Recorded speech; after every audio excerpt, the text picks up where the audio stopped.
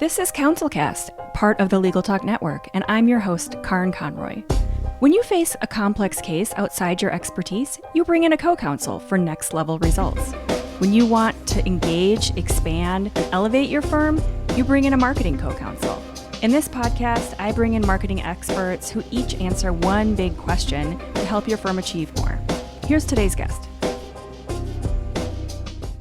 Hi, everyone. I'm Becky Robinson. I'm the founder and CEO of Weaving Influence. We're a digital marketing agency. I'm also the author of a book called Reach, Create the Biggest Possible Audience for Your Message, Book, or Cause. And I host a podcast called the Book Marketing Action Podcast. Becky, thank you for being here. I am really excited about this conversation. As you know, this quarter, we're really focused in on marketing strategy, what it is, how to do it, why it's important, all of that good stuff.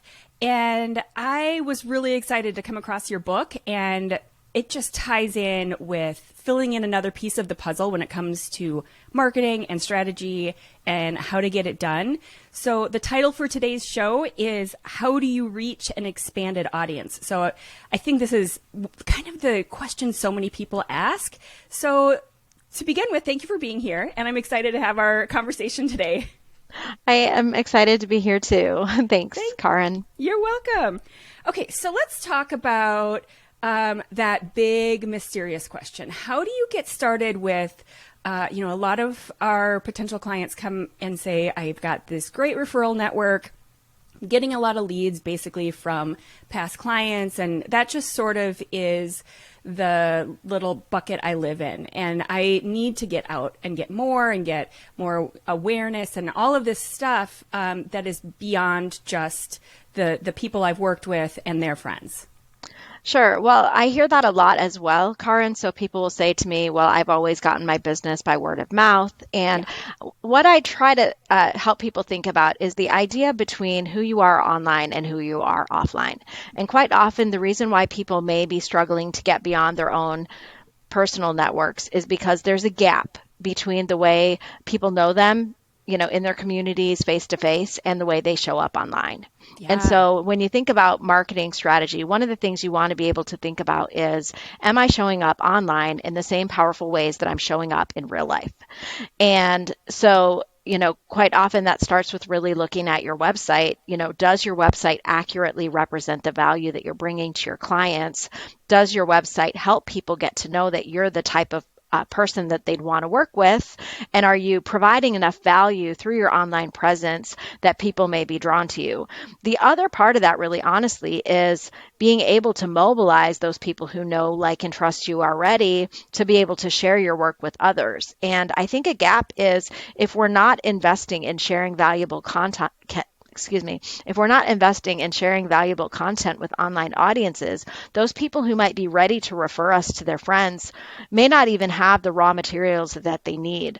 And if we're doing things like writing blog articles that are of use, or publishing podcasts, or sharing video, we're going to make it much, much easier for people to say, hey, look, I worked with this firm. You need to check them out. To back up and this article might be of help to you. Talk a little bit about, when you talk about showing up online, the difference between, because you initially went to just your website. And a lot of people we talk to, especially if it's a younger lawyer, their first thought is social media. And so what is the difference between having your thoughts and your impression and your first impression of those potential clients being on social media, or what should how should that strategy be different in terms of a website versus social media? Yes. Sure. Well, the reason why I focus on a website more than social media is because your website is the place that you own and control. So, as we're recording this, we're kind of coming off this situation where a lot of people have been leaving Twitter. So imagine you're a business owner. If you built your entire online presence on Twitter, and then suddenly, Twitter has a new owner and it's not a popular spot to be, then what you're going to see is that all the influence that you've built there will Yes. disintegrate. And so it's really Yeah. dangerous to put all of your eggs in your social media basket because those platforms will change. I remember a time several years ago, people were all about Google Plus. So if you spent all your energy to fuel Google Plus, well, when it collapsed, Yeah. it all was for nothing. And so the reason why I focus on the website is you own and control it. Any content that you put there will always be there. And it's also something that's never going to Yeah. shift or change. So even LinkedIn is a very robust platform. Many professionals use that as a very important center to their efforts with their online presence. But even LinkedIn changes the way that you can use their product. And so in general, what I like to coach people to do is to envision social media as a place to find and form new Yeah. relationships. It's I a think place that's to build really awareness. important. It's I a was place just to spending add the last value. minute trying to remember It the is an name of that important platform part that of your became marketing super strategy, but popular the during the goal should always pandemic, be where to it was get like people from that audio. social media channel What was the name over of to that your platform? I website. can't even And remember it right now. and then Yes, Clubhouse. Thank you. And that's a bad sign right there when I can't even remember it. And I'm sure I've already even deleted the app from my phone because it's become so useless and out of date. But everyone was so invested in that, and Clubhouse. that wasn't that long ago. That was like right in the middle of the pandemic. Well, exactly. And imagine, Karin, a world in which you created a lot of audio content on Clubhouse. And then when it falls out of fashion, where's that content? So even if you're using social media as a means of Yes. reaching a new audience, you always want to make sure that your best content is cataloged and captured in a place that you can access it again. Because that content, as we create it, can be Yeah. used over a long period of time. So if you're a business owner who has a long runway and you're really looking to grow and expand and continue to reach new customers, the content that you're creating today will be a value of you Yeah. tomorrow, as long as you can access it and repurpose it in different ways to reach a new audience. Yes. So, as you think about, not focusing all your energy on social media, you do need both. But as I started to say, social media is a place you want to entice people back to your website. So Yes. an analogy Yeah. I always use, it's kind of like the difference between a friendship with someone who you only ever see at Starbucks because you both go there, and the difference in the relationship when you Sure. actually invite someone into your home, maybe for a barbecue. And so if you can think about the social media channels are Starbucks and your website is like your home, then really what you want to do is people are going to Yeah. get to know you best when they're at your house. They're going to Okay, see how you so really that's are, that's and super that's helpful. I what will love the cement visual of the kind of your Starbucks versus your memorability house to and how them. you're going to bring them in. And And there's of so course, when many you get people to your website, you want to analogies we get them can to use opt into your to, email list so what that you your can door stay in looks touch with like, them and and be in their is inbox your over house time. clean, or all of those like lovely things. But I want to bring it back to reach and this idea of how you expand to this bigger audience and get not just a bigger audience, but then you get that audience to pay attention to, listen. And so I know you had these 4 reach commitments. Can you break that down for us and tell us why those are all important? Sure, I would love to. So the first one is value. And I talked about value already when I talked about you Yeah. want to show up online with value. And I want to say this is something new that I've just Oh, started to that's say. Value is good. not only about content. I think that our instinct is to say, oh, well, the content that I'm creating on Yeah. my topic is what's of value. But I also want to highlight that your connection with your audience is also of value. Yeah. So value is not only about the content you're creating, it's also about the connections that you're making. So when you think about showing up with value, that's really the first and the baseline commitment. So if you've never been online at all, you need to be able to Yeah. clearly identify what's the value that I hope to bring to online audiences. I worked with an attorney and she is doing this amazing work. So her expertise is around estate planning for parents of young children. And I started to watch her as she built her Yeah. online presence, and she would share videos and reels and all of that stuff. And the whole purpose is to establish her Yeah. unique contribution that her firm is making. So for everyone who's Yes. listening, that's the place to start, is really identifying, what do I want to be known for? Yeah. What's my specialty? Where's my unique expertise landing? So the first commitment is show up with value. The second commitment is consistency. And that's probably the one that's the most challenging for people. Yeah. And what I want to say is that you have to balance consistency with sustainability. So I don't want anyone who's listening to think that because I'm saying you have to show up with consistently, that means consistency, that you have to show up every day. What you want to do is you want to identify what is a cadence of showing up with value that is sustainable for me and my organization. And then whatever that is, you want to do it consistently. Yeah. So if you're thinking about starting an email newsletter, for an example, and you've never had an email newsletter, you don't want to start off by saying, I'm going to do an email newsletter every week. Yeah, whenever Instead, I'm you looking want to at maybe some say, new we're going to do a method quarterly or newsletter for our system or firm. some new And then you want to new get that thing that I'm nailed. going to add. Like, for example, And when then I you can looked consider, at starting would this our audience podcast, appreciate that more was where I frequent? Can started we in my manage brain, it? And because then you I'm can just kind increase of an that. operational, that's the way my brain works in terms of how am I going to execute on this thing. And so how can I show up consistently? I want to do so many episodes at this frequency. So what do I need in order to make that happen? And for me, it was, I recognize that my schedule does not allow me to do this entirely by myself. So I need a team of people who are going to help me with the following list of things. And so I went in with my eyes wide open, recognizing, okay, this is important to do this level of consistency, but I'm going to need support in order to make that happen. And a lot of times that's what really needs to happen. If, I can write a newsletter once now, but what about next week when you've got court dates and client calls and all of this other stuff? Is the newsletter really going to happen, or is it going to just fall to the bottom of your list? So you need to have some system in place before you kind of get going with that in order to support that level of consistency that you want to have. Well, yes. And so it's not only about the Yeah. time, but it's also about the budget. Like, so in my organization, when we started our podcast, I think we might have been doing a weekly podcast.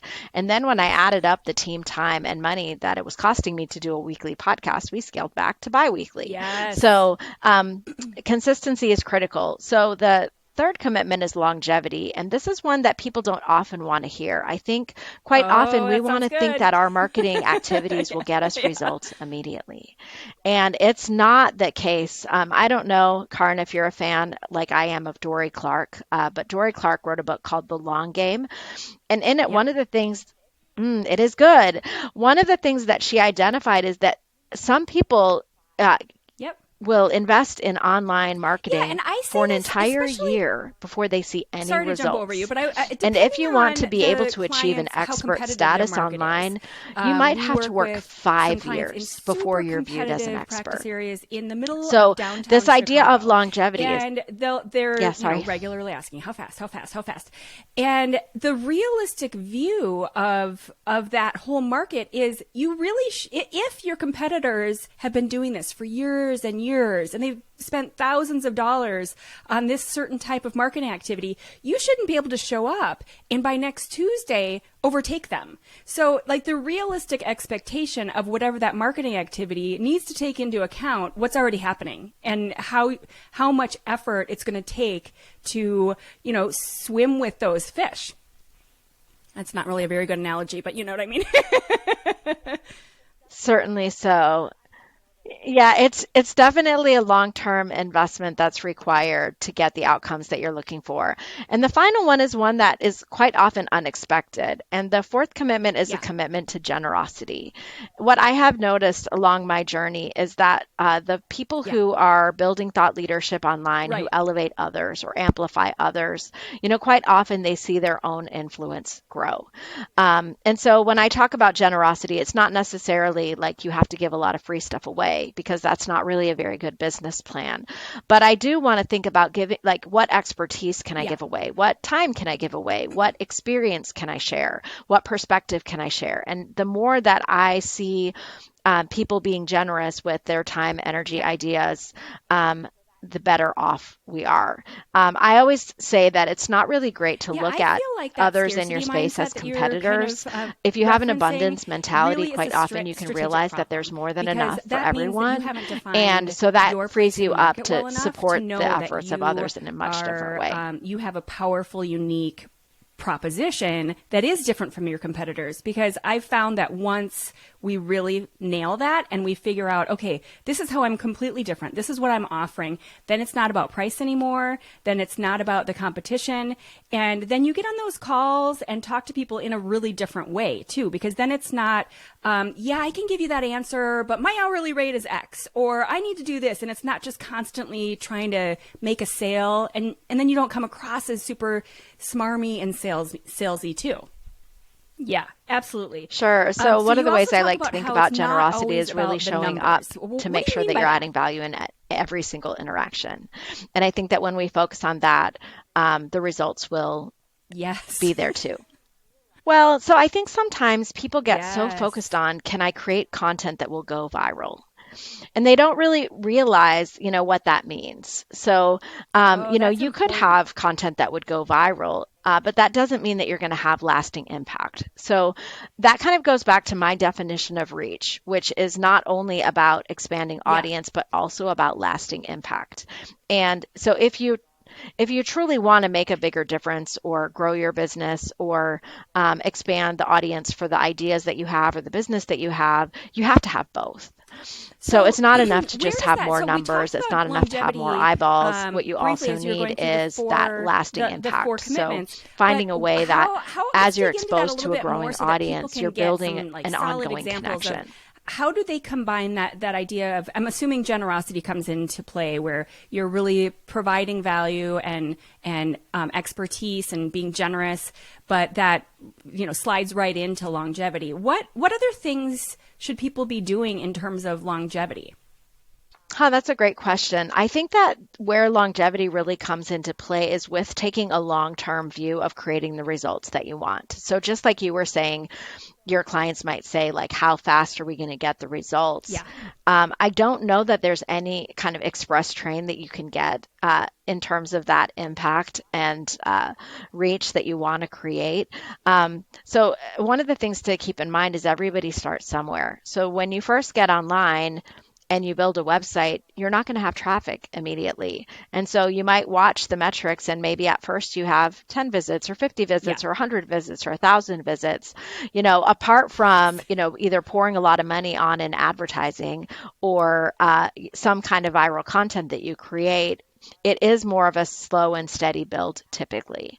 And so just being able to be patient, to Yeah, know that exercise. whatever you're building is worth waiting for, and then to just determine that you can Yeah, be present where you are and a be little while grateful for ago. what is, as you know that it's kind of like, I'm trying to think, maybe running. So a marathon.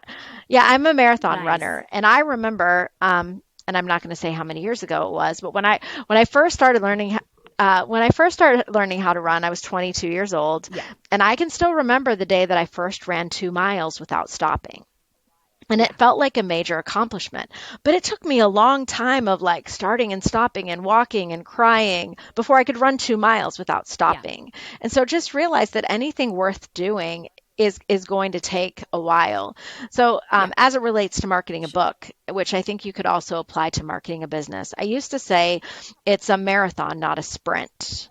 So of course there might be periods when we're marketing our businesses where we go all in and fast for a phase. Maybe we have a product launch or we're Yeah. launching a new Yeah. division or something. We might have a sprint of that.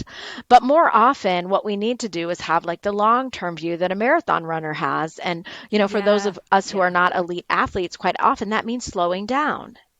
It means knowing it's like one step at a time, 1 mile after another. But I want to say that, marketing your business is not even a marathon because there's no finish line. And so it's less about, let's get to the finish line of this marketing initiative, but it's more about, can I commit to these actions daily or weekly or monthly that are going to be building in terms of the reputation of my organization, the expertise that I'm sharing. Oh my I have a gosh. friend who has Oh my a gosh. physical training Yeah, business, and she that's just passed crazy. 1 year Yeah. in her business. And she was reflecting on all that she accomplished in that first year. One of the things she did is she filmed 500 Yeah. videos. So, right? Isn't that crazy? And so, Yes. like, I love but when that. you hear me Yeah. say she filmed 500 videos, Yeah. and I bet your listeners might feel that way too, as busy attorneys, you don't have time to film 500 videos. But the only way you're Yeah. ever going to film 500 videos is to film one. And then, in 2 weeks, film Yeah, another and one. over And then time, you're going to if you get do, somewhere like you down the said, try road to in a take year that or two, fast and you're going track to to look back and you're going to whatever see, look at method this you're value doing, that I've the other created thing I feel like that you helps really people to miss very quickly see is the what you type of attorney learn I in am that and process. how I can Because support them. the two big things that I think most people miss in terms of marketing strategy are patience, like you said, number one, and then revising and reviewing and revising. And so taking a look at, okay, we've done the following 5 things.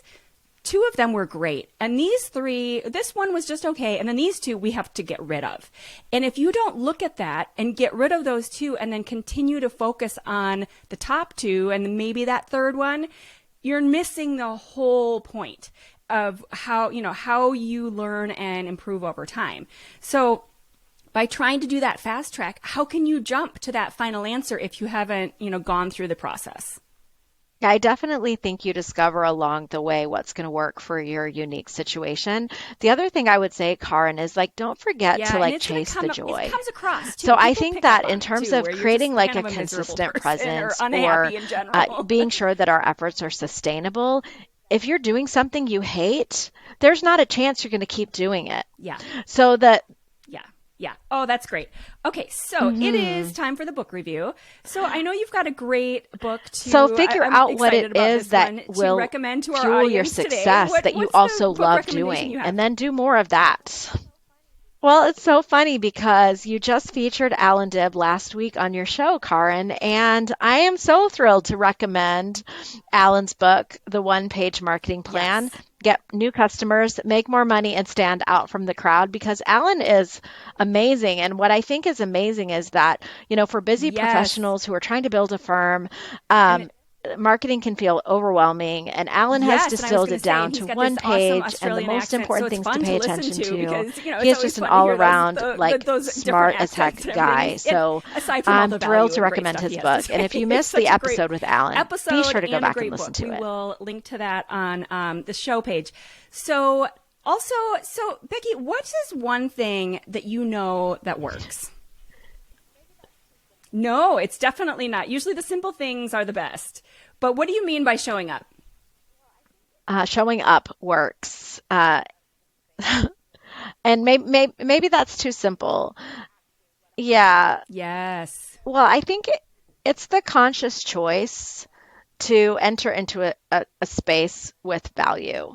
But I think actually what I mean more is being yourself and being authentic. So Yeah. there's a vast difference between the marketing content that you create when you're just going through the motions and the marketing content that you create when you're willing to Yeah. show up with And all then of to who be you are. consistent and do So all the the follow all real the rules. you. Be get the So what value, I be think and consistent, what I've and be seen generous, works and is uh, allowing your think in unique terms of the long personality, term plan. I values, think those perspectives to are shine such through. critical things, and I really think along with patience and the other things we were talking about, Exactly. people don't think of this in terms of a marketing plan because they think, okay, we've got social media, we've got email. They think of tactics. They don't think strategy. And it's so important to start with these bigger picture ideas and get those right before you move on to any of those other things. Absolutely. Awesome. Well, Becky Robinson is the founder and CEO of Weaving Influence. We will, and the author of the book Reach. We will link to your book, to Alan's Yes, book, for sure. to your website, all your social media, all the good stuff. We've got all the links on the show page and everything there. Thank you so much for all of this great conversation. This has been so valuable. I really appreciate your time. Thank you. I loved meeting you, and I hope that your audience finds value in the ideas. Thank you for listening to this episode of the CouncilCast podcast. Be sure to visit our website at council-cast.com for the resources mentioned on the episode and to give us your feedback. If you enjoyed this episode, I would appreciate if you could rate and review the podcast on Apple and subscribe to your favorite podcast platform. See you on the next one.